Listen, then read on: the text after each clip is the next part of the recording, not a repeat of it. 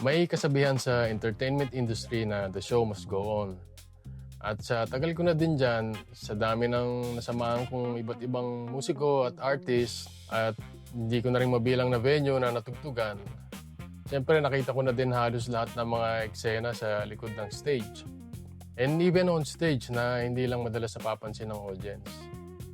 Kasi nakikita lagi ng audience yung show mismo tama lang naman kasi yun ang pinunta nila dun Pero para lang sa kaalaman, hindi alam ng iba na may tumutugtog na may sakit, may puyat, may wala na halos boses, uminom na lang ng gamot para makapag-perform. Merong mga may dinadalang mabigat na problemang personal, financial o pamilya, etc. Pero pag oras na ng show, syempre kailangan mong iwanan lahat yun bago ka tumugtong ng stage. At hindi lang mga personal na problema yung dala-dala minsan. Minsan, may mga technical difficulties na nangyayari sa kalagitnaan ng performance. Halimbawa, biglang nagloko yung instrumento mo, o kaya nililipad yung pyesa mo, naputulan ka ng string sa mga gitarista, madalas yan. O minsan, nagloloko yung sound system, biglang nawawala yung tunog. O kaya minsan, sa mga tumutugtog mismo, may nagkamali ng pasok o naliligaw na sa tugtugan. May nangyari pa na i-play yung maling backing track.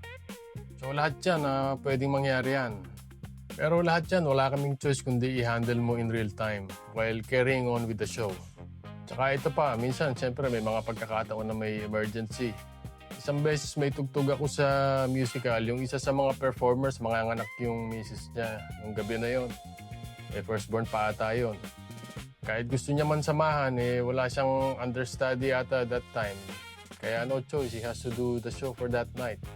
Ito, may kwento ko na din. Napakagandang example kasi nito coming from a veteran OPM icon. The late great, hindi ko na lang babanggitin. Anyway, may tugtog ako sa kanya around 2 months before he passed away. Hirap na siya that time dun sa show na yun sa Resorts World yun. Di alam ng tao may nakaabang na wheelchair na sa wings ng theater habang nagsushow kami. Di ko sure kung pati ambulance. Yun na rin yung last time na nakita ko siya. Pero kitang-kita ko doon yung professionalism niya kasi kung ikaw yung nanonood, hindi mo halatang may iniinda siya dahil dalang-dala niya pa rin yung mga tao. Sabi ko, pagaling ka sir, may show pa tayo. Pero yun na nga, naging tribute show na lang. So rest in peace sir. Sa musicians and artists kasi, nakakommit ka na sa mga taong nag-expect sa performance mo.